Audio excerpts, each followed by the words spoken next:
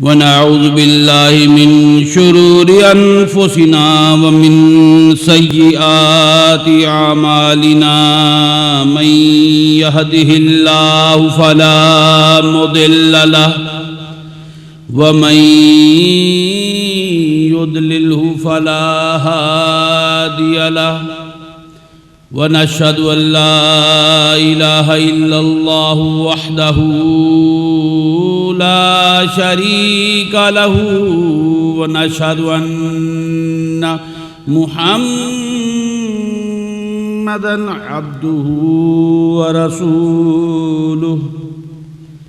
قال الله تعالى في كتابه المجيد: فأعوذ بالله من الشيطان الرجيم. بسم الله الرحمن الرحيم.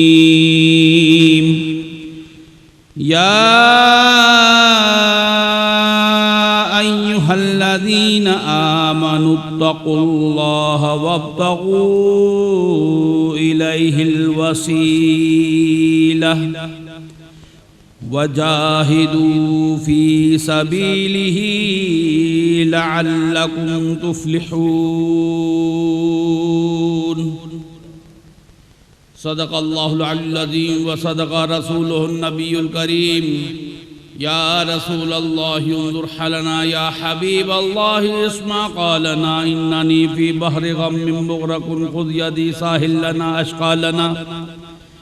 امداد کن از بحر غم آزاد کن، در دین و دنیا شاد کن یا شیخ عبد القادر. گنج بخش فیض عالم مظہر نور خدا، ناقصاں را پیر کامل کاملا را رہنما. بگرداب بلا افتاد کشتی، ضعیفان شکست را تو کشتی.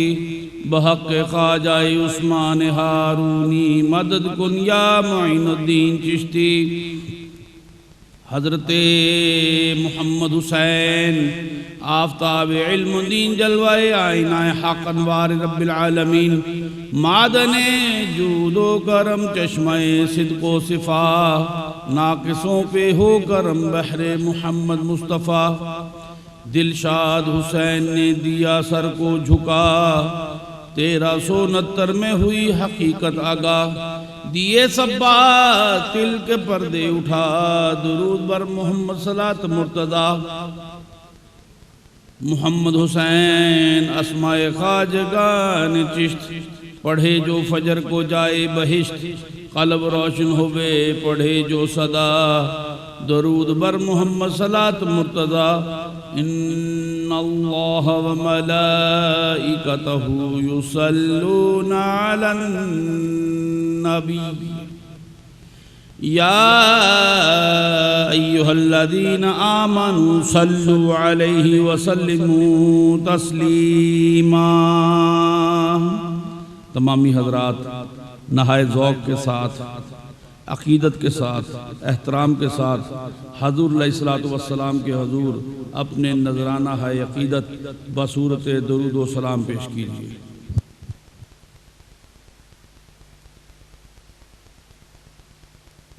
یا سیدی یا رسول اللہ وعلا آلک واصحابک یا حبیب اللہ.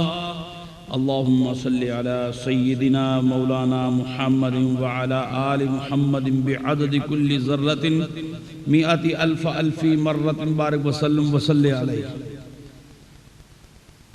عزیزان گرامی قدر، سامعین کرام، حاضرین مجلس، میرے عزیز اسلامی دینی روحانی بھائیوں، میری عزیزہ اسلامی روحانی دینی بہنوں، سب تعریفیں اللہ تبارک و تعالی کے لیے ہیں جو ہر قسم کے شریک سے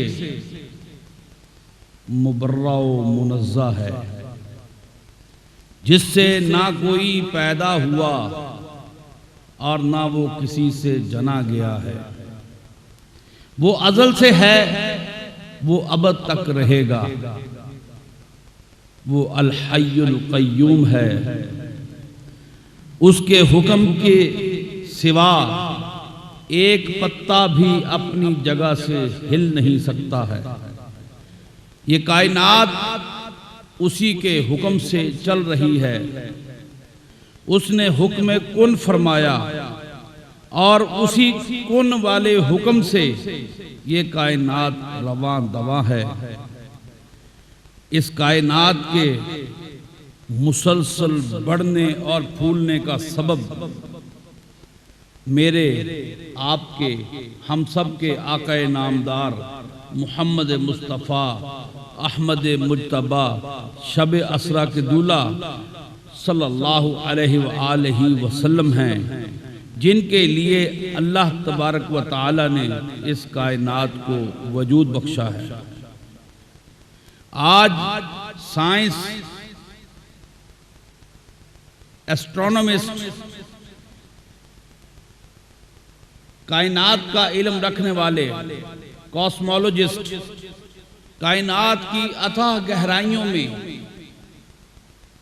کائنات کی پنہاں گہرائیوں میں خلائی دوربینوں کے ذریعے دیکھ رہے ہیں اور نئے نئے ستارے اور نئی نئی دنیا دریافت کر رہے ہیں۔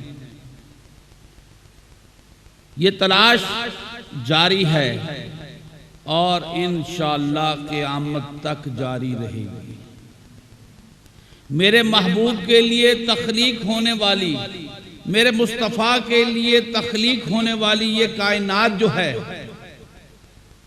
اس کے اسرار کو پا لینا انسان کے لیے ممکن نہیں ہے۔ اس کائنات کے اسرار یا رب کریم جانتے ہیں یا مصطفیٰ کریم جانتے ہیں۔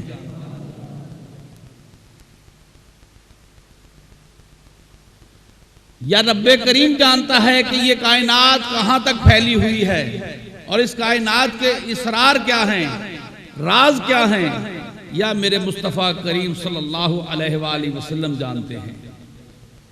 یہ ایک الگ بات ہے کہ ہم انہیں اپنی ذات پر قیاس کریں۔ جیسے میں آنکھوں کا اندھا ہوں، جیسے میں دل کا اندھا ہوں، مجھے دیوار سے پرے نظر نہیں آتا ہے، اس بات پر مصطفیٰ علیہ السلام کو قیاس کریں تو ایسا کرنا کسی بھی صورت میں درست نہ ہوگا۔ کائنات کے اسرار اللہ جانتا ہے یا اللہ کا رسول جانتا ہے۔ اسی لیے صحابہ کرام کا نعرہ یہ تھا کہ اللہ جانتا ہے یا اللہ کا رسول جانتا ہے۔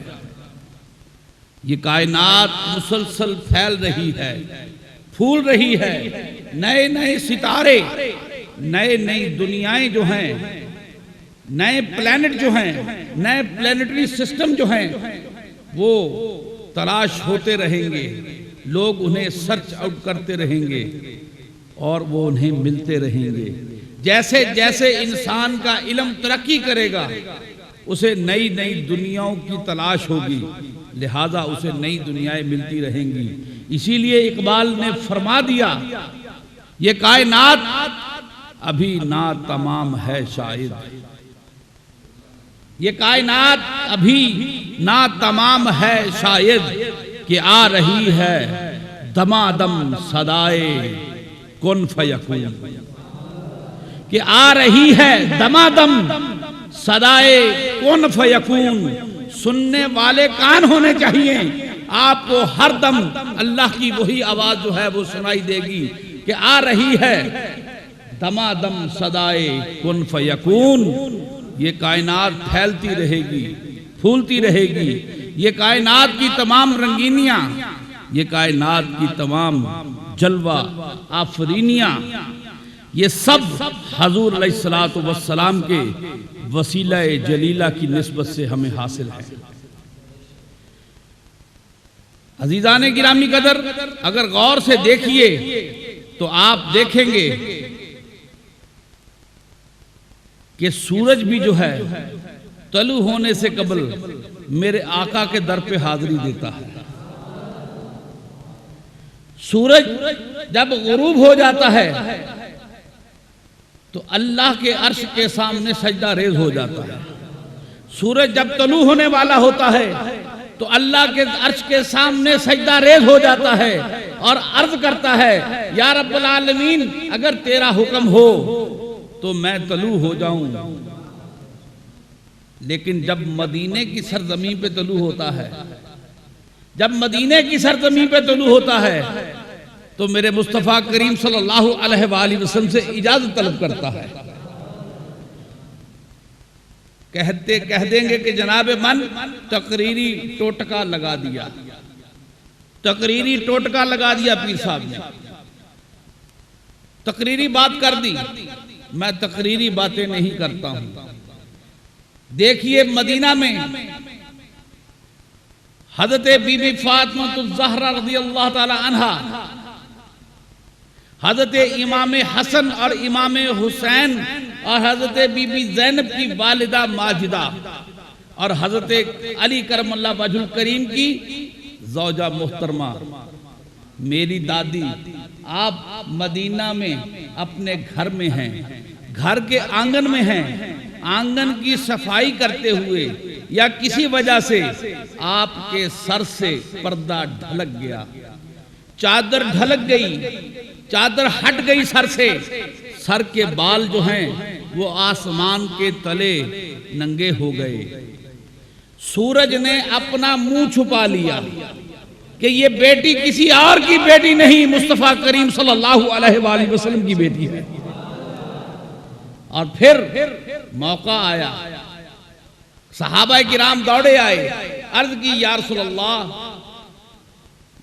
آج کیا قیامت آنے والی ہے؟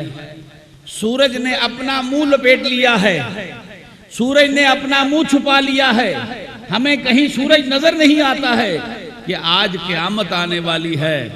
حضور علیہ السلام نے توقف فرمایا، حضرت جبرائیل علیہ السلام تشریف لاتے ہیں، عرض کرتے ہیں یا رسول اللہ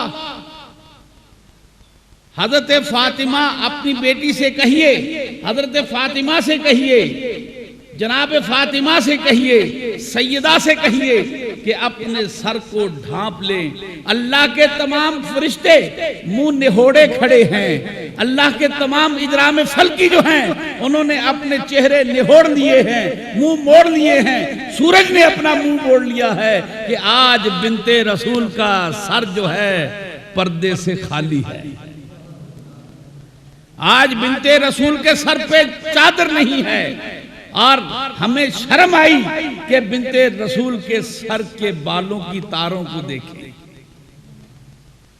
تو عزیزان گرامی قدر، جن کے در پہ جانے کے لیے سورج بھی اجازت طلب کرے کہ آج مدینے میں میں طلوع ہو جاؤں، آج مدینے میں طلوع ہو جاؤں، تو دنیا پہ طلوع ہونے سے پہلے سورج میرے مصطفیٰ کریم صلی اللہ علیہ وآلہ وسلم کے در پہ حاضری دیتا ہے۔ سورج حضور علیہ السلام کے در پہ حاضری دیتا ہے، اجازت طلب کرتا ہے، خیرات مانگتا ہے طلوع ہونے کی۔ میرے مصطفیٰ کریم صلی اللہ علیہ وآلہ وسلم سے سورج خیرات مانگتا ہے کہ اگر یہ خیر مجھے مل جائے تو میں زمین کے چہرے پر طلوع ہو جاؤں گا۔ کہتے ہیں کہ مانگنا اور پھر شرمانا، مانگنا بھی اور شرمانا بھی یہ دو الگ الگ باتیں ہیں۔ یا خیرات مانگی جائے گی یا شرمایا جائے گا۔ جو شرمساری کرتے ہیں انہیں خیرات نہیں ملتی ہے، جو شرمساری محسوس کرتے ہیں، جو شرمندگی محسوس کرتے ہیں، انہیں بھیک میں کچھ نہیں دیا جاتا ہے۔ سورج اگر شرمساری محسوس کرے، طلوع ہونے کی بھیک مانگے، شرمساری محسوس کرے، سورج کو کبھی طلوع ہونے کی خیرات نہیں ملے گی۔ ہمارے ہاں لوگ مانگتے بھی ہیں اور کاسہ گدائی کو اپنے کپڑوں میں چھپا بھی لیتے ہیں۔ مانگنے والوں، یہ در مصطفیٰ ہے، یہ دربار مصطفیٰ ہے، یہ میرے مصطفیٰ کریم صلی اللہ علیہ وآلہ وسلم کا دربار ہے، یہ اس سخی کا دربار ہے کہ جس سخی کے دربار پہ آگے جو بھی مانگے اسے خیرات ضرور ملتی ہے۔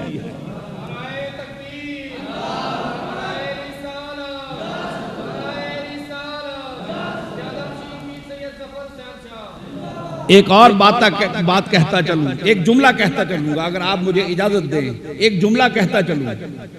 مانگنے والے در مصطفیٰ پہ جاتے ہیں، انہیں وہاں خیرات مل جاتی ہے، لیکن جو وہاں اس نیت سے جاتے ہیں کہ میں نے اس در سے جا کر کچھ نہیں مانگنا، انہیں بھی اس در سے خیرات مل جاتی ہے۔ اللہ اکبر! آپ اس در کا مقام دیکھیے، اس کی عطا دیکھیے، اس کی جود و سخا دیکھیے۔ جو مانگتا ہے خیرات اسے تو خیرات مل ہی جاتی ہے، لیکن جو نہیں مانگتا اسے بھی خیرات عطا کر دی جاتی ہے۔ اس کی مثال میں یوں دوں گا، کوئی غنی ہے، اللہ نے اس کو سخی بنا دیا، پیسے والا ہے، اللہ نے اسے سخی بنا دیا، سخاوت والا بنا دیا۔ ایک جگہ گیا، وہاں پر کچھ لوگ خیر مانگ رہے ہیں، خیرات مانگ رہے ہیں، ہاتھ پھیلائے کھڑے ہیں، اپنا کاسائے گدا گری پھیلائے کھڑے ہیں۔ اس میں اس نے کچھ روپے ڈال دیے، ہر کسی کے کاسا میں روپے ڈالتا جاتا ہے۔ ایک شخص وہاں کھڑا ہے، ان گداگروں کے درمیان کھڑا ہے، تو وہ غنی جو ہے، وہ سخی جو ہے، اسے بھی خیر دے گا یا نہیں؟ بولیے، دے گا اسے خیر، کیونکہ وہ گداگروں کے درمیان کھڑا ہے۔ ارے جو مصطفیٰ کریم صلی اللہ علیہ وآلہ وسلم کے دربار پہ جا کے نہیں مانگتے ہیں، لیکن سرکار کے گداگروں کے درمیان کھڑے ہوتے ہیں، اللہ کریم اپنے مصطفیٰ کریم صلی اللہ علیہ وآلہ وسلم سے فرماتے ہیں، میرے مصطفیٰ جو تیرے گداگروں کے درمیان کھڑا ہے انہیں بھی عطا فرما دے۔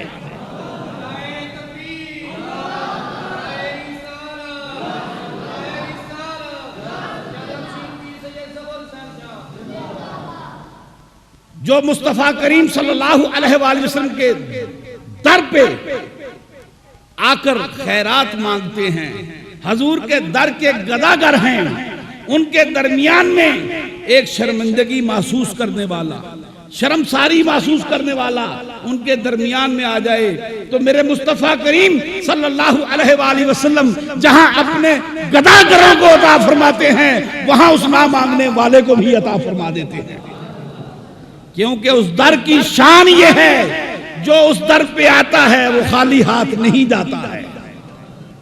اگر خالی ہاتھ چلا جائے، خالی ہاتھ آ جائے، تو میرے مصطفیٰ کریم صلی اللہ علیہ وآلہ وسلم کی سخاوت پہ حرف آتا ہے۔ اس لیے جو آیا وہ لے گیا، اب وہ ہمیں تانے دیں، تان و تشنیع کرے، تم مانگتے ہو، تم مانگتے ہو، ہم دیکھو کتنے امیر ہو گئے، کتنے پیسے والے ہو گئے۔ ارے بابا تمہیں پیسے عطا کر دیے، تمہیں دنیا عطا کر دی، تم نے قبر میں اس دنیا کا حساب دینا ہے، تم نے آخرت میں اس کا حساب دینا ہے، لیکن میرے مصطفیٰ کے جو گداگر ہیں انہیں حضور علیہ السلام کی محبت عطا ہو جاتی ہے، انہیں حضور علیہ السلام کا عشق عطا ہو جاتا ہے، انہیں حضور علیہ السلام کی محبت عطا ہو جاتی ہے، اور محبت کا حساب نہ اس دنیا میں ہوتا ہے نہ اس دنیا میں ہوتا ہے۔ محبت دیکھی جاتی ہے، محبت تولی نہیں جاتی، محبت دیکھی جاتی ہے، محبت گنی نہیں جاتی ہے۔ لہذا جن کے دل میں عشق مصطفیٰ ہوگا، جن کے دلوں میں حب مصطفیٰ ہوگی، وہ دیکھے جائیں گے، نہ تولے جائیں گے، نہ گنے جائیں گے، نہ تولے جائیں گے نہ گنے جائیں گے۔ تو عزیزان گرامی قدر،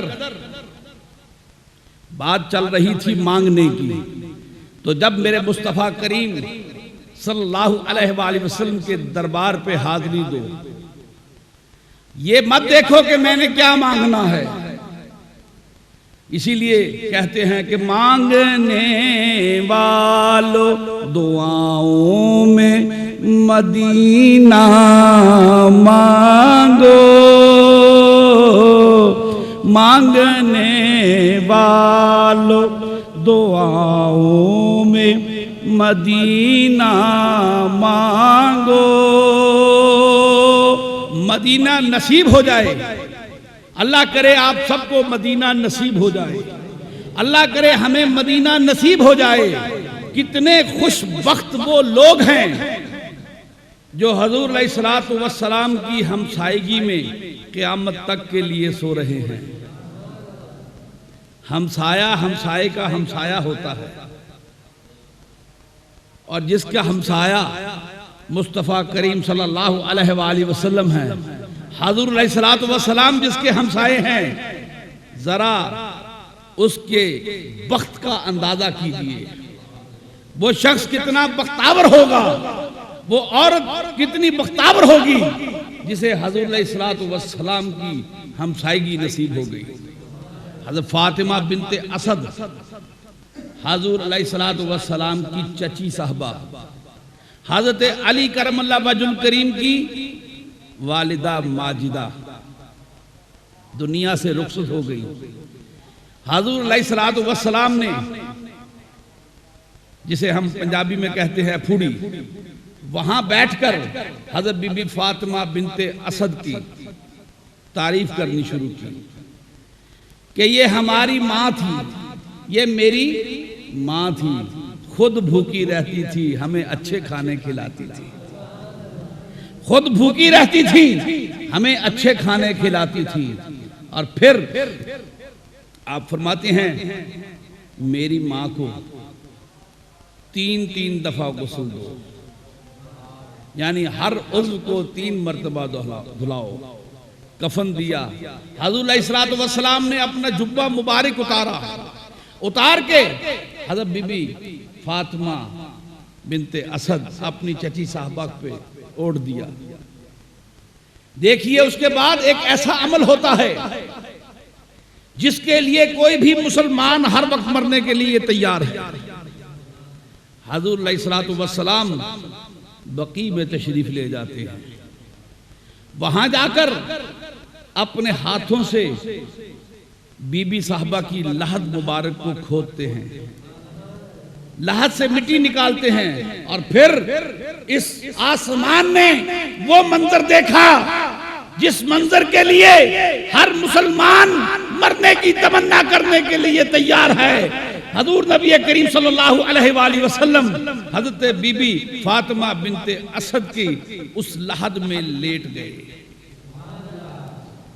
اس لحد میں لیٹ گئے، لیٹ کر دعا فرماتے ہیں، لیٹ کر حضرت بی بی صاحبہ کے لیے دعا فرماتے ہیں، تمام انبیاء کا واسطہ دیتے ہیں، اپنی نبوت کا واسطہ دیتے ہیں کہ یا رب العالمین فاطمہ بنت اسد کو بخش دے۔ حضرت بی بی فاطمہ بنت اسد کو لحد میں لٹاتے ہیں، ان کے ساتھ لیٹتے ہیں، دعائیں مانگتے ہیں۔ دیکھیے کیسا وسیلہ نصیب ہو گیا ہے۔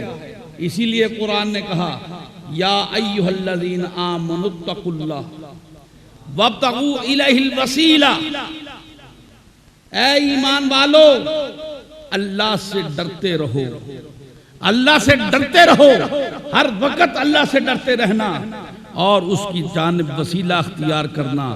عزیزان گرامی قدر، یہ سورہ مبارک جس میں یہ آیت مبارکہ نازل ہوئی ہے، یہ قرآن کا 5واں سورہ ہے، سورۃ المائدہ۔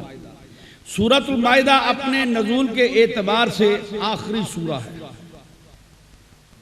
لہذا اس میں جو احکامات نازل ہوئے ہیں وہ دائمی نوعیت کے ہیں، قیامت تک برقرار رہنے والے ہیں۔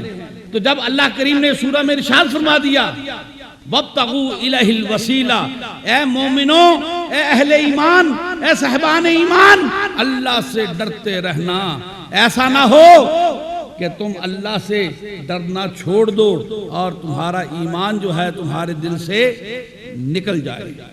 اے اہل ایمان، اللہ سے ڈرتے رہنا اور اس کی جانب وسیلہ اختیار کرنا۔ چنانچہ اہل ایمان کے دلوں میں یہ بات راسخ کرائی گئی ہے کہ اللہ کی طرف وسیلہ اختیار کیا جائے۔ اہل ایمان اپنے عشق اور عمل کی بدولت اس مقام پر آ جاتے ہیں جہاں پر انہیں ایسا مرتبہ حاصل ہو جاتا ہے کہ ایمان ان کے دلوں میں، ان کی روح میں، ان کے انگ انگ میں سرایت کر جاتا ہے، لیکن اس کے باوجود اللہ کریم انہیں ڈر کا حکم سناتے ہیں کہ اللہ سے ڈرتے رہنا۔ ایسا نہ ہو کہ صاحب ایمان ہو جانے کے بعد یہ ڈر تمہارے دلوں سے نکل جائے۔ چنانچہ قرآن میں 7 مختلف مقامات ایسے ہیں جہاں پر اللہ کریم نے مومنوں کو خطاب فرمایا، یا ایھا الذین آمنوا، اے ایمان والو، اتقوا اللہ، اللہ سے ڈرو۔ انشاءاللہ اس پہ پھر کسی دن بات ہوگی۔ چنانچہ پہلا مرتبہ جو ہے، پہلا مقام جو ہے وہ سورۃ البقرہ میں ارشاد فرما دیا۔ اللہ کریم نے سورۃ البقرہ میں ارشاد فرمایا، اس کی آیت نمبر 278 ہے۔ اللہ کریم ارشاد فرماتے ہیں، یا ایھا الذین آمنوا اتقوا اللہ، اے ایمان والو اللہ سے ڈرو، وَذَرُوا مَا بَقِيَ مِنَ الرِّبَا إِن كُنتُم مُؤْمِنِينَ، تم اپنے سود میں سے جو باقی ہے وہ چھوڑ دو اگر تم صاحب ایمان ہو۔ اگر تم ایمان والے ہو تو سود کی رقم میں جو بقایا ہے اسے چھوڑ دو۔ ما بقا من ربا، جو ربا میں بقایا ہے اسے چھوڑ دو۔ ان کنتم مومنین، اگر تم صاحب ایمان ہو۔ دیکھیے عزیزان گرامی قدر، معاشرے میں ربا سے بڑھ کر اور بڑا ناسور کوئی نہیں ہے۔ کسی بھی معاشرے کا، کسی بھی معیشت کا ناسور سود ہوتا ہے، سود ظلم ہوتا ہے، سود تعدی ہوتی ہے، اور اللہ اور اللہ کا رسول ظلم میں تمہارا ساتھی نہیں بن سکتا ہے۔ اسی لیے فرما دیا، یا ایھا الذین آمنوا اتقوا اللہ، اے ایمان والو اللہ سے ڈرتے رہو، وَذَرُوا مَا بَقِيَ مِنَ الرِّبَا، جو کچھ سود میں باقی ہے اسے چھوڑ دو، ان کنتم مومنین۔ دیکھیے آج کے دور میں سودی شکاری جو ہیں وہ تبدیل ہو گئے، مہاجن تبدیل ہو گیا، مہاجن کی شکل تبدیل ہو گئی۔ پہلے مہاجن کریہ صورت تھے، آج ٹائی اور پینٹ والے ہیں۔ پہلے مہاجن بڑے بڑے پیٹوں والے ہوتے تھے، اپنے اڈوں پہ بیٹھے رہتے تھے۔ آج مہاجن کرسی اور میز پر بیٹھے ہیں۔ آج مہاجن آپ کو نئی نئی ترغیبات دے رہے ہیں، لیکن یہ تمام سودی کاروبار ہے۔ آج شکار کے انداز بدل گئے ہیں، وگرنہ شکاری بھی وہی ہے، شکار بھی وہی ہے۔ لیکن اللہ کریم نے قرآن میں ارشاد فرما دیا، یہ دولت کا کھیل، یہ دولت سے دولت کمانے کا کھیل مسلمانوں تمہارے لیے نہیں ہے۔ تمہارے لیے کیا ہے؟ تمہارے لیے کاروبار ہے، تمہارے لیے کام کاج ہے، اپنا جسم توڑ کر کام کرنا ہے۔ تمہارے لیے مال، پیسے سے پیسہ کمانا جو ہے، مال بیچنا، تجارت کرنا، یہ تمہارے لیے جائز ہے، حلال ہے۔ لیکن ربا جو ہے یہ تمہارے لیے حرام ہے۔ ربا، سود جو ہے یہ تمہارے لیے حرام ہے۔ پیسہ دیا جائے اور پیسے کے ساتھ پیسہ کمایا جائے، یہ چیز اسلام کو ناپسند ہے۔ یہ ظلم پیدا کرتی ہے، معاشرے میں ظلم پیدا کرتی ہے، اور اللہ اور اللہ کا رسول جو ہے کسی ظالم کا ساتھ نہیں دے سکتے۔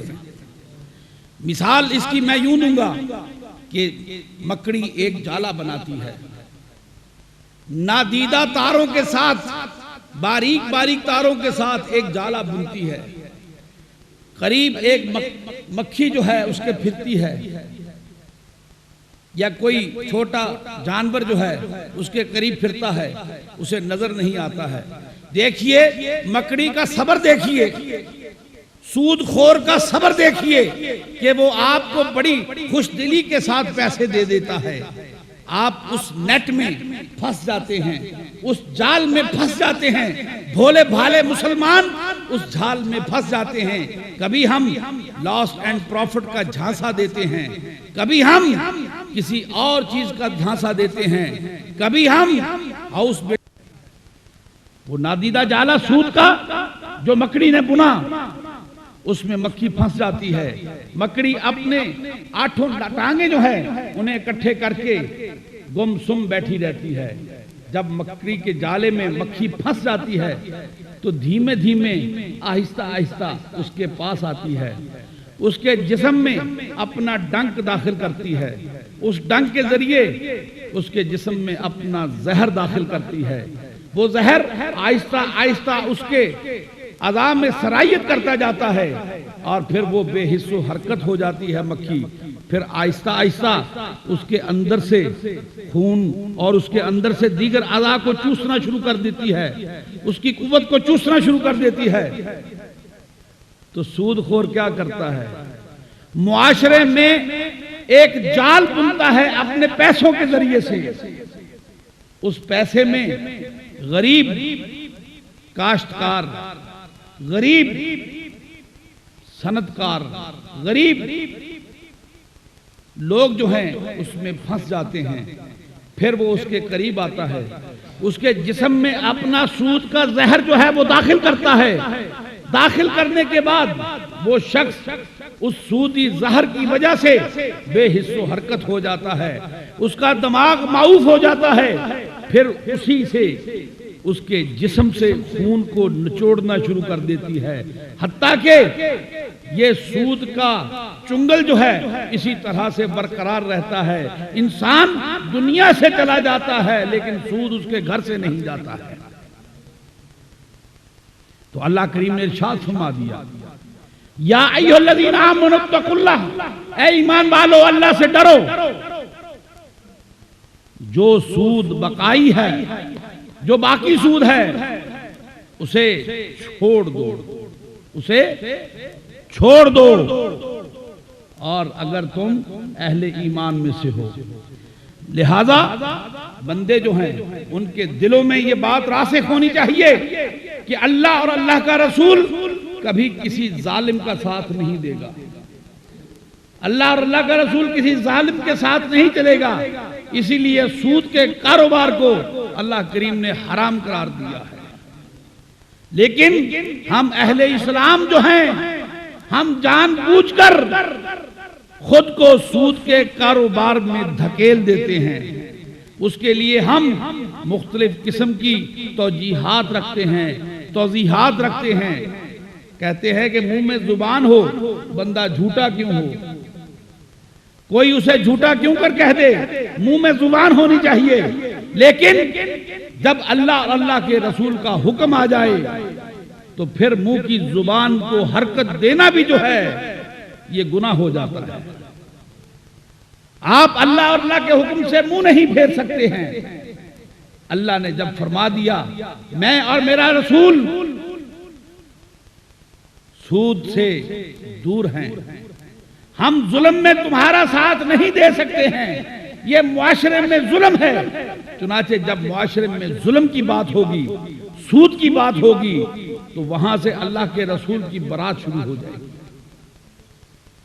عزیزان گرامی قدر، ہم امت محمدی ہیں لیکن ہم جان بوجھ کر سود کے کاروبار میں پھنسے ہوئے ہیں۔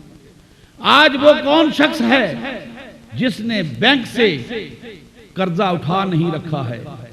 کسی نے کار کے نام پر قرضہ اٹھا رکھا ہے، کسی نے مکان کے نام پر قرضہ اٹھا رکھا ہے، کسی نے دکان کے نام پر قرضہ اٹھا رکھا ہے۔ کسی نے بیوپار کے نام پر قرضہ اٹھا رکھا ہے، ہر شخص سود کے کاروبار میں مشغول نظر آتا ہے، اور پھر اللہ کریم نے ارشاد فرما دیا فَإِن لَّمْ تَفْعَلُوا فَأْذَنُوا بِحَرْبٍ مِّنَ اللَّهِ وَرَسُولِهِ، اگر تم ایسا نہیں کرو گے تو تیار ہو جاؤ اللہ اور اس کے رسول کے ساتھ جنگ کے لیے۔ گویا تمہاری جنگ اللہ اور اللہ کے رسول کے ساتھ ہے۔ یہ سود کے کاروبار میں داخل ہو جانا اللہ اور اللہ کے رسول کے ساتھ کھلی جنگ ہے۔ تو عزیزان گرامی قدر، اب یہ آپ کے ہاتھ میں ہے کہ آپ اللہ کے ساتھ جنگ کرنا چاہتے ہیں، آپ اللہ کے رسول کے ساتھ جنگ کرنا چاہتے ہیں، اور پھر اس در اقدس پہ جاتے ہیں، جا کر دعائیں مانگتے ہیں۔ یہ میرے مصطفیٰ کریم صلی اللہ علیہ وآلہ وسلم کا احسان ہے کہ پھر بھی آپ کی دعائیں قبول فرما لیتا ہے۔ یہ اللہ کا تم پر احسان ہے کہ تم اللہ کے ساتھ جنگ کے لیے تیار ہو جاتے ہو، لیکن اللہ تمہاری دعائیں قبول فرماتا ہے۔ کس کے وسیلے سے؟ کس کے وسیلے سے؟ حضور علیہ السلام کے وسیلہ جلیلہ سے، وگرنہ جس کی اللہ کے ساتھ جنگ ہوتی ہے، جس سرزمین پر اللہ کے ساتھ جنگ ہوتی ہے، اس زمین پر کبھی سورج طلوع نہ ہونے پائے۔ لیکن اس دنیا میں، اس دنیا کے چہرے پر میرے مصطفیٰ کریم صلی اللہ علیہ وآلہ وسلم کا ہیرا جگمگا رہا ہے۔ میرے مصطفیٰ کریم صلی اللہ علیہ وآلہ وسلم کے گنبد خضرا کا وہ سبز گنبد جگمگا رہا ہے۔ اسی کی نسبت سے، اسی کے وسیلے سے اللہ جو ہے وہ ہمارے ان کالے کرتوتوں کو معاف کرتا چلا آ رہا ہے۔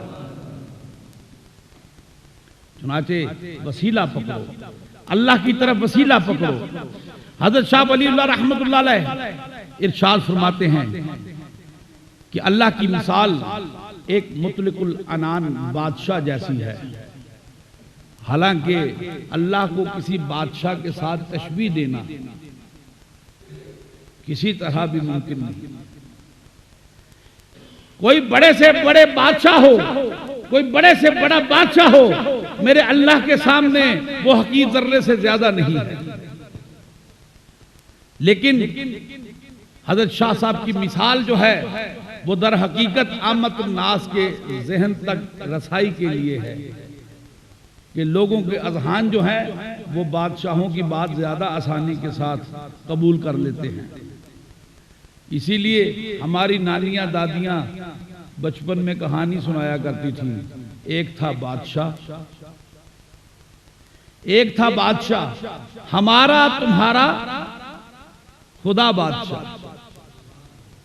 دیکھیے بچپن میں بچے کے ذہن کو کس طرح سے اللہ کی بندگی کی طرف مائل کیا جاتا ہے، کس طرح سے اللہ کی بندگی کی طرف لگایا جاتا ہے، کیسے اس کے دل میں اللہ کی بندگی کو راسخ کیا جاتا ہے۔ تو بندہ کس کا ہے؟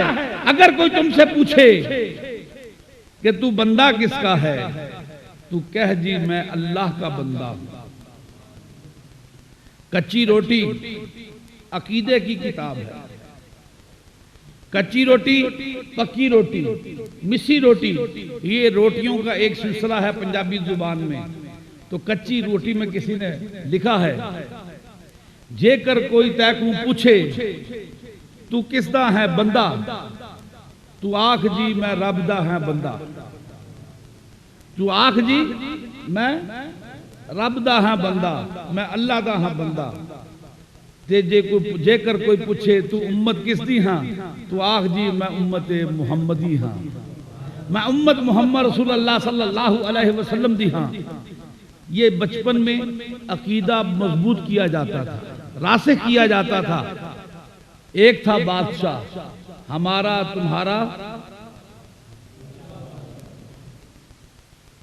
وہ پرانی مائیاں جو تھی نا، انہیں اللہ اور خدا کا فرق جو ہے وہ ایک جیسا ہی تھا۔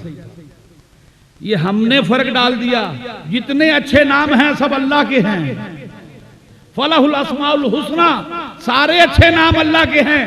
وہ خدا ہے، وہ رب ہے، وہ رحمان ہے، وہ اللہ ہے، سارے اچھے نام جو ہیں وہ اسی کے ہیں۔ فَلَهُ الْأَسْمَاءُ الْحُسْنَى۔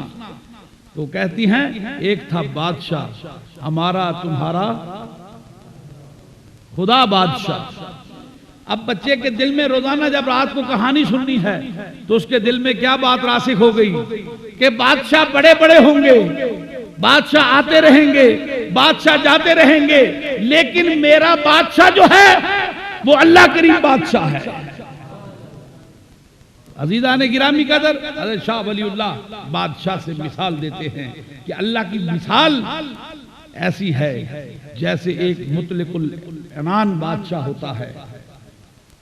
حالانکہ اس دنیا کے بادشاہوں اور شہنشاہوں کی اس مالک الملک کے سامنے کیا اوقات ہے، لیکن اس سے مراد لوگوں کے اذہان تک رسائی حاصل کرنا ہے تاکہ لوگ اس مالک الملک کی بادشاہت کو سمجھ سکیں کہ وہ رب العالمین ہے، وہ مالک یوم الدین ہے، وہ مالک الملک ہے، وہ احکم الحاکمین ہے. تو چنانچہ مطلب براری کے لیے، حاجت روائی کے لیے کوئی عبد ناچیز جو ہے، کوئی بندہ ناچیز جو ہے، اس بادشاہ کے دربار میں کس کا وسیلہ اختیار کرے. میں آپ اور ہم جیسے ناتواں بندے اس مالک الملک کے دربار میں پیش ہوں تو ہم کس کا وسیلہ تلاش کریں، ہم کسے پیش کریں. بادشاہ کے دربار میں جب کوئی دنیا کے بادشاہ کے دربار میں کوئی پیش ہوتا ہے تو اس کے خوف کی وجہ سے اس کی زبان اس کا ساتھ دینے نہیں پاتی ہے، لیکن جب کوئی مونس، کوئی غم گسار، کوئی ساتھی، کوئی محبت والا، کوئی پیار والا، کوئی دوست، کوئی یار، کوئی سجن اس دربار میں مل جائے تو اس کے ساتھ تمام امیدیں وابستہ ہو جاتی ہیں. اللہ مالک الملک، اللہ کا دربار لگا ہوا ہے. قیاس کیجئے، غور کیجئے، آپ اس چیز کو ذرا اس کا تصور کیجئے کہ اللہ مالک الملک ہے، بادشاہوں کا بادشاہ ہے، احکم الحاکمین ہے، اس کا دربار لگا ہوا ہے. دبدبا اور روب الہی جو ہے، دبدبا الہی جو ہے وہ ہر طرف ایسا ہے کہ حضرت آدم علیہ السلام وہاں پر زبان کھولنے کی جرت نہیں کرتے ہیں. لست لہا کہہ کر اپنے آپ کو بچا لیتے ہیں. حضرت ابراہیم علیہ السلام وہاں پر اپنی زبان نہیں کھولتے ہیں. حضرت موسیٰ علیہ السلام وہاں پر کلیم اللہ ہیں لیکن وہاں اپنی زبان نہیں کھولتے ہیں اور فرماتے ہیں لست لہا، میں اس کام کے لیے نہیں ہوں. اور پھر حضرت عیسیٰ روح اللہ ہے، کلمت اللہ ہیں، وہ اپنی زبان نہیں کھولتے ہیں. تو ایسے میں کوئی غم گسار چاہیے، کوئی مونس چاہیے، کوئی ایسا چاہیے جو آپ کی غم گساری کرے.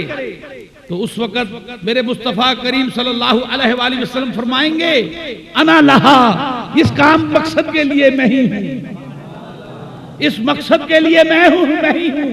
تو چنانچہ اہل حشر جو ہیں حضور علیہ السلام کا وسیلہ پیش کریں گے. اب بندہ ناتواں وہاں وسیلہ تلاش کرے گا. اگر وسیلہ وہاں جائز ہوگا تو وسیلہ یہاں بھی جائز ہوگا. اور قرآن نے اس کا جواز پیدا فرما دیا، جائز قرار دے دیا. وَابْتَغُوا إِلَيْهِ الْوَسِيلَةَ فرما کر اس بات کو جائز قرار دے دیا کہ اللہ کی طرف وسیلہ اختیار کرو. میرے دوست کہتے ہیں کہ اعمال صالحہ کا وسیلہ اختیار کرو.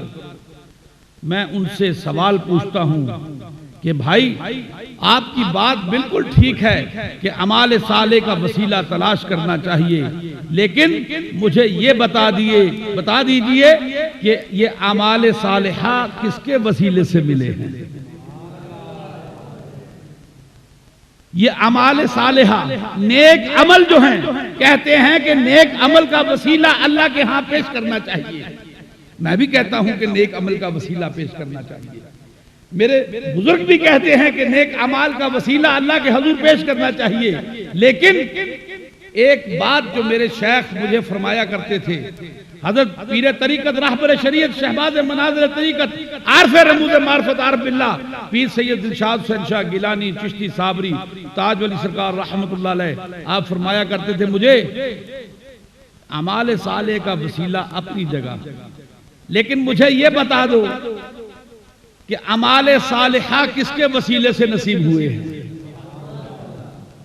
اعمال صالحہ کس کے وسیلے سے نصیب ہوئے ہیں؟ اور اعمال صالحہ اللہ کے ہاں کس کے وسیلے سے قبول ہوتے ہیں؟ اعمال صالحہ اللہ کے ہاں کس کے وسیلے سے قبول ہوتے ہیں؟ عیسائی بھی اعمال صالحہ کرتے ہیں، یہودی بھی اعمال صالحہ کرتے ہیں، ہندو بھی اعمال صالحہ کرتے ہیں، اور بدھ پرست جو ہیں وہ بھی اعمال صالحہ کرتے ہیں، زرتشتی جو ہیں وہ بھی اعمال صالحہ کرتے ہیں۔ دیکھیے کسی کی راستے سے کوئی چیز ہٹا دینا عمل صالح ہے یا نہیں؟ کسی کے ساتھ نیکی کرنا عمل صالح ہے یا نہیں؟ کسی کے گھر کی جلتی ہوئی آگ کو بجھا دینا عمل صالح ہے کہ نہیں؟ کسی کے پیٹ کی بھوک کو مٹا دینا عمل صالح ہے کہ نہیں؟ یہ تمام اعمال جو ہیں غیر مسلم بھی کرتے ہیں، لیکن ان کے اعمال صالحہ اللہ کے ہاں قبول نہیں ہوتے ہیں۔ اگر اعمال صالحہ کسی کے قبول ہوتے ہیں تو وہ اہل اسلام کے قبول ہوتے ہیں۔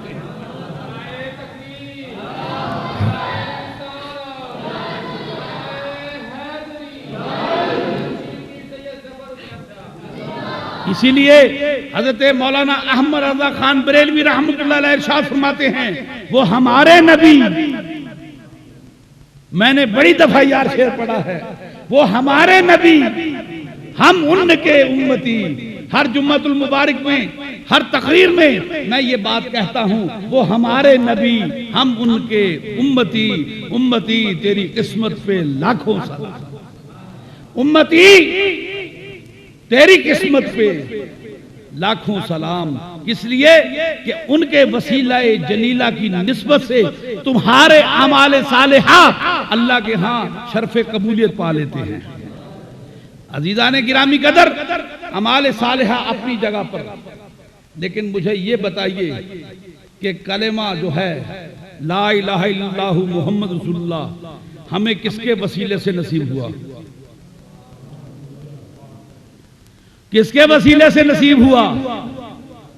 حضور علیہ السلام کے وسیلے سے نصیب ہوا۔ توحید الہی اگر ہمیں نصیب ہوئی ہے، توحید الہی کی پہچان، توحید الہی کی معرفت اگر ہمیں نصیب ہوئی تو کس کے وسیلے سے نصیب ہوئی؟ اگر رسالت محمدی کے چلمن کے ساتھ ہمارا جڑ جانا جو ہے، چلمن کو پکڑ لینا جو ہے، رسالت نبوی کے چلمن کو پکڑ لینا اگر ہمیں نصیب ہوا ہے تو کس کی نسبت سے ہوا ہے؟ یقین نہیں ہے، بے یقینی کی کیفیت ہے، پتہ نہیں ہوا ہے کہ نہیں ہوا۔ اگر ہوتا تو یقیناً اندر سے ہوک اٹھتی کہ ہمیں یہ سعادت جو ہے حضور علیہ السلام کی نسبت سے حاصل ہوئی ہے، حضور علیہ السلام کے وسیلے سے حاصل ہوئی ہے۔ تو عزیزان گرامی قدر، قرآن ملا تو کس کے وسیلے سے ملا؟ مل کے بولیے، قرآن ملا تو کس کے وسیلے سے ملا؟ حدیث ملی تو کس کے وسیلے سے ملی؟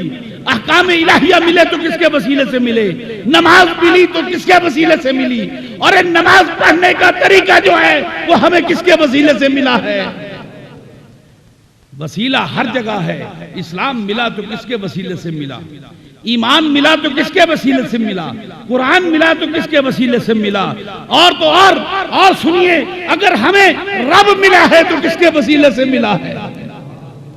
حضور علیہ السلام کے وسیلے سے ملا ہے۔ اب یہ وسیلہ نہ تو کوئی شرک ہے اور نہ کوئی کفر ہے، بلکہ وسیلہ عین ایمان ہے، حق ایمان ہے، عین الایمان ہے۔ جس نے وسیلہ اختیار کر لیا اس نے اپنے رب کو پا لیا ہے، کیونکہ ہمیں جو بھی چیز ملی ہے وہ وسیلے سے ملی ہے۔ تو عزیزان گرامی قدر، اس تمام بات کا مقصد یہ ہے کہ اپنے رب کی طرف وسیلہ اختیار کیجیے، اپنے اللہ کی طرف وسیلہ اختیار کیجیے، حضور علیہ السلام کو وسیلہ سمجھیے۔ اعمال صالحہ وسیلہ اپنی جگہ پر ہیں، لیکن اس سے بڑھ کر جن کی وجہ سے یہ اعمال صالحہ اللہ کے ہاں شرف قبولیت پاتے ہیں انہیں وسیلہ قرار دیا جانا چاہیے۔ لہذا الحمدللہ رب العالمین ہم اہل اسلام جو ہیں، ہم اہل اسلام جو ہیں، ہم اعمال صالحہ کو وسیلہ تسلیم کرتے ہیں، لیکن اس وقت جب ہمیں سب سے اعلیٰ وسیلہ حضور علیہ الصلوۃ والسلام کی نسبت حاصل ہو جائے، سب سے اعلیٰ وسیلہ حضور علیہ الصلوۃ والسلام کی نسبت حاصل ہو جائے، جسے نسبت محمدی حاصل ہو گئی، جسے نسبت محمدی حاصل ہو گئی، وہ اس دنیا میں بھی پہچانا جائے گا، وہ آخرت میں بھی پہچانا جائے گا۔ حضرت مولانا احمد رضا خان بریلوی رحمۃ اللہ علیہ ارشاد فرماتے ہیں، اس نشانی کے تو سگ بھی نہیں مارے جاتے، اس نشانی کے تو سگ بھی نہیں مارے جاتے، کسی کے گھر میں کتا پلا ہو، گھر والوں کا ٹوکن، گھر والوں کا نشان، گھر والوں کا پٹا اس کی گردن میں ہو تو سمجھنے والے سمجھ جاتے ہیں کہ یہ فلاں کا کتا ہے، سمجھنے والے سمجھ جاتے ہیں کہ یہ فلاں کا کتا ہے۔ اگر ہم نے اس کتے کو ضرب لگائی، اگر ہم نے اس کتے کو ٹھیس پہنچائی، اگر ہم نے اس کتے کو تکلیف دی، تو اس کا مالک جو ہے وہ آ کر ہم سے پوچھے گا، باز پرس کرے گا۔ لہذا کرنے والے کیا کرتے ہیں؟ اس کتے کو مارتے نہیں ہیں، اس کتے کو زہر نہیں دیتے ہیں۔ جو آوارہ کتے ہوتے ہیں، جن کے گلوں میں، جن کی گردنوں میں مالکوں کے پٹے نہیں ہوتے ہیں، انہیں گولی مار دی جاتی ہے، انہیں زہر دے دیا جاتا ہے، لیکن مالک والا کتا جو ہے وہ ہر جگہ دندناتا پھرتا ہے۔ اس نشانی کے تو سگ بھی نہیں مارے جاتے، اس نشانی کے تو سگ بھی نہیں مارے جاتے۔ عزیزان گرامی قدر، یہ دنیا اللہ کی دنیا ہے۔ ہر ملک ماس، حضرت علامہ اقبال رحمۃ اللہ لکھتے ہیں، ہر ملک ماس کے مل کے خدائے ماس، تمام ملک جو ہیں وہ ہمارے ملک ہیں، اس لیے کہ ہمارے اللہ کی ملک ہیں، مالک الملک ہے، ہمارے اللہ کی ملکیت ہیں۔ جب اللہ کی ملکیت ہے تو ہم رسول اللہ کے امتی ہیں۔ اس نشانی کے تو سگ بھی نہیں مارے جاتے۔ تیری قسمت پہ لاکھوں سلام امتی، تیری قسمت پہ لاکھوں سلام، اس لیے کہ تیرے گلے میں ایک پٹا ہے، ایسا پٹا ہے کہ جس کی توقیر اس دنیا میں بھی کی جاتی ہے اور جس کی توقیر اس دنیا میں بھی کی جائے گی، حشر میں بھی اسے پہچان لیا جائے گا۔ اس نشانی کے تو سگ بھی نہیں مارے جاتے، حشر تک میرے گلے میں رہے پٹا تیرا۔ تو آپ اپنے گلے میں نشان محمدی کا پٹا جو ہے، حضور علیہ الصلوۃ والسلام کا پٹا جو ہے، وہ اپنے گلے میں رکھیے۔ یہ پٹا صرف گلے میں نہ ہو، بلکہ کہتے ہیں کہ اگر برتن کھلا ہو، مالک نے برتن کھلا چھوڑ دیا ہو، تو کتے کو منہ ڈالنے سے پہلے شرم کرنی چاہیے۔ جو رکھے ہوئے کتے ہوتے ہیں گھر والے، جن کے گلوں میں پٹے ہوتے ہیں، انہیں شرمساری ہوتی ہے کہ ہمیں راتب کہاں ملنا ہے، ہمارے برتنوں میں ملے گا، وہاں ملے گا۔ جگہ جگہ وہ منہ نہیں مارتے پھرتے ہیں، ان کے لیے جگہ مقرر ہوتی ہے۔ جو اللہ کے رسول کے بندے ہوتے ہیں، جو اللہ کے رسول کے ماننے والے ہوتے ہیں، جو وسیلے والے ہوتے ہیں، وہ جگہ جگہ منہ نہیں مارتے پھرتے ہیں۔ ان کا عمل ان کی ذات سے ظاہر ہوتا ہے، ان کے گلے کا پٹا جو ہے ان کے عمل سے ظاہر ہوتا ہے کہ یہ آنے والا شخص جو ہے محمدی ہے۔ یہ محمدی ہے، ہم نے انہیں احمدی کہنا شروع کر دیا۔ کون کہتا ہے کہ وہ کم بخت احمدی ہیں؟ ارے احمدی تو ہم ہیں، طیبی تو ہم ہیں، محمودی تو ہم ہیں، ارے محمدی تو ہم ہیں۔ وہ اگر کچھ ہے تو قادیانی وادیانی ہوں گے، ہمیں اس سے کچھ نہیں لینا دینا، ہمیں تو یہ لینا دینا ہے کہ محمدی ہم ہیں، احمدی۔ اللہ اکبر۔ جو بات میں آپ تک پہنچانا چاہتا ہوں، جس وسیلے سے پہنچانا چاہتا ہوں، حضرت احمد صلی اللہ علیہ وآلہ وسلم کا وسیلہ جلیلہ جو ہے وہ حاضر کیجئے۔ محمدی ہم ہیں، احمدی، اور پھر اس کے بعد محمودی، طیبی ہم ہیں، طاہری ہم ہیں۔ اس لیے کہ حضور علیہ الصلوۃ والسلام کی تمام یہ صفاتی نام ہیں، جتنے نام حضور علیہ الصلوۃ والسلام کے صفاتی ہیں، امتی تو سبھی کے ساتھ نسبت رکھتا ہے۔ امتی تو سبھی ناموں کے ساتھ نسبت رکھتا ہے۔ تو طیبی بھی ہے، تو طاہری بھی ہے، تو محمودی بھی ہے، تو احمدی بھی ہے، تو محمدی بھی ہے۔ اور مسلمان یہ تیرا بخت ہے کہ تو اپنے نبی کی ہر صفت کے ساتھ تعلق رکھتا ہے۔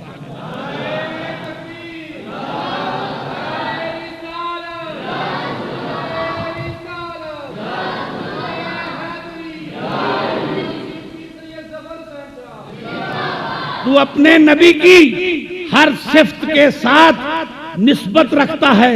یہ یائے نسبتی جو ہے یہ تیرا مقدر بن گئی ہے، یہ تیرا مقدر بن چکی ہے۔ جب تو نے کلمہ پڑھا لا الہ الا اللہ محمد رسول اللہ، یہ یائے نسبتی تیرا مقدر بن گئی۔ جب مسلم کہا جائے، آج جب مسلم کہا جائے تو اس سے مراد نصرانی نہیں ہے۔ آج جب مسلم کہا جائے تو اس سے مراد یہودی نہیں ہے۔ آج جب مسلم کہا جائے تو اس سے مراد حضرت داؤد علیہ السلام کی قوم نہیں ہے۔ آج جب مسلم کہا جاتا ہے تو یائے نسبتی آج جب مسلم کہا جاتا ہے تو حضور علیہ الصلوۃ والسلام کے ساتھ تمہاری یائے نسبتی لگ جاتی ہے۔ تمہاری یائے نسبتی حضور علیہ الصلوۃ والسلام کے ساتھ لگ جاتی ہے۔ تو محمدی بھی ہے، تو احمدی بھی ہے، تو محمودی بھی ہے، تو طاہری بھی ہے، تو طیبی بھی ہے۔ اب یہ تمام چیزیں مسلمان تیرے جسم سے ظاہر ہونی چاہیے کہ نہیں؟ میں زیادہ باتیں نہیں کروں گا، صرف چھوٹی سی بات سوچنے کے لیے میں دے کے جا رہا ہوں، سوچنے کے لیے مواد دے کے جا رہا ہوں۔ یہ تمام صفاتی نام کس کے ہیں؟ حضور علیہ الصلوۃ والسلام کے نام ہیں۔ تمام اسماء گرامی حضور علیہ الصلوۃ والسلام کی ہیں۔ ان کے ساتھ تیری یائے نسبتی ہے تو حضور طاہر ہے، تو طاہری ہے کہ نہیں؟ حضور محمود ہیں تو محمودی ہے کہ نہیں؟ حضور طیب ہیں تو طیبی ہے کہ نہیں؟ تو اب یہ تمام چیزیں جو ہیں تیرے جسم سے ظاہر ہونی چاہیے کہ نہیں؟ تیرے جسم سے ظاہر ہونی چاہیے۔ زیادہ بات نہیں کہ اپنا انداز ایسا کرو، یہ کرو، وہ کرو، اٹھنا ایسا کرو، بیٹھنا ایسا کرو، یہ باتیں لمبی ہو جاتی ہیں۔ صرف چھوٹی سی بات کہ تو حضور کے ساتھ یائے نسبتی رکھتا ہے، تو محمد صلی اللہ علیہ وآلہ وسلم کے ساتھ یائے نسبتی رکھتا ہے، تو احمد کریم صلی اللہ علیہ وآلہ وسلم کے ساتھ یائے نسبتی رکھتا ہے، تو طیب کے ساتھ یائے نسبتی رکھتا ہے، تو پاک کر دینے والے کے ساتھ یائے نسبتی رکھتا ہے، تو تجھ سے جو چھو جائے اسے بھی پاک ہو جانا چاہیے۔ تیرا عمل ایسا ہو، تیری زندگی ایسا ہی ہو، تیرا کام دنیا میں رہتے ایسا ہو، جو تجھ سے چھو جائے وہ بھی پاک ہو جائے۔ تو میں امید رکھتا ہوں کہ آپ اپنی زندگی کو، آنے والی زندگی کو اسی سانچے میں ڈھالنے کی کوشش کریں گے۔ آپ اسی سانچے میں ڈھالنے کی کوشش کریں گے، اور پھر وہ وقت آئے گا جب اسلام کی نشاط ثانیہ شروع ہو جائے گی، ہر امتی حضور علیہ الصلوۃ والسلام کے کردار کا نمونہ ہوگا، ہر امتی حضور علیہ الصلوۃ والسلام کے اس سیرت طیبہ پر چلنے والا ہوگا، اور پھر کسی کو یہ نہیں کہنا پڑے گا کہ مسلمان معاذ اللہ 2 نمبر قوم ہے، تیرے 2 نمبر ہونے سے میرے نبی کی توقیر کم ہوتی ہے، میرے نبی کی تعظیم کم ہوتی ہے۔ امتی تیرے 2 نمبر ہونے سے عیسائی کو، یہودی کو دریدہ دہنی کی ہمت ہوتی ہے کہ جن کے امتی ایسے ہیں ان کے نبی کیسے ہوں گے۔ جس کا بیٹا ایسا ہے اس کا باپ کیسا ہوگا؟ بیٹا اگر اچھا ہو تو لوگ باپ کی تعریف کرتے ہیں، بیٹا برا ہو تو برا بیٹا باپ کی برائی کی وجہ بن جاتا ہے۔ اگر امتی اچھا ہو تو توقیر نبی کا سبب بن جاتا ہے، امتی اگر گناہگار ہو، سب کچھ تھا، سب کچھ تھا، صحابہ کرام کے پاس کیا تھا؟ ان کے پاس اگر سب کچھ تھا تو عشق مصطفیٰ تھا، حب مصطفیٰ تھی، اور اسی عشق مصطفیٰ کے سبب انہوں نے دنیا کے بڑے بڑے ملک جو ہیں، بڑے بڑے قلعے جو ہیں وہ فتح کر لیے۔ ایک آخری بات کہتا چلوں، حضور علیہ الصلوۃ والسلام کی توقیر کی نسبت سے حضرت خالد بن ولید رضی اللہ تعالیٰ فرماتے ہیں کہ ہم شام کے قلعوں کو فتح کرنے کے لیے نکلے تو محاصرہ ہو جاتا، بعض قلعے 2 مہینے فتح نہیں ہوتے تھے، لیکن ایسا قلعہ جس کے رہنے والوں نے شان مصطفیٰ کی تنقیص کی ہو، شان مصطفیٰ میں توہین کی ہو، وہ قلعے 2 دن سے زیادہ وقت نہیں لیتے تھے فتح ہونے میں۔